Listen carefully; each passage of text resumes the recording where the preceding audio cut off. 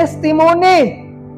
Kanang mo pasalamat ka diri or mo testimony ka giunsa ka pagbag-os Ginoo. Dili man ang imong istorya giunsa ka pagbag-os Ginoo. Dili man ang focus imo ako dili ang masentro si Kristo.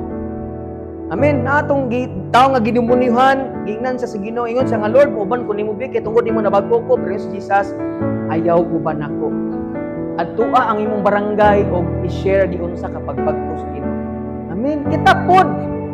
Dita mo ingon nga nabunagin ko, nabag-o ko dili. Gisimba ko diha nabag-o ko dili. Tungod ni Kristo, nabag-o ko sa una, himayi ko, hilaki ko, tanang akong tirahan. Sa mananap. Ay, silingan na mo yung ana. Tanan mo, suyop ko. Tanang suyupon, akong suyupon. Ikaw na pinakadautan nga tao. Ako'y pinakadautan sa tanang dautan. Dautan ko sa tanas.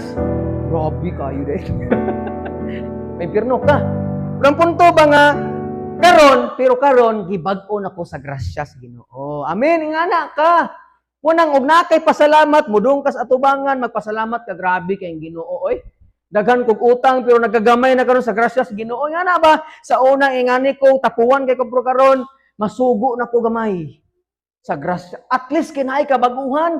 So makaduha ka mga tawo ni ana sa imo grabe. Na di epekto din mo simba jud kas Ginoo. Na epekto din maminaw kas pulong sila. Epekto din gyud kung si Kristo ang hari sa imong kinabuhi. Amen. Ingan nga pamaagi mahimo kang witness. Sunod. Kanang musimba ka sa Ginoo, worshiping God, kumusimba ka ni Lord.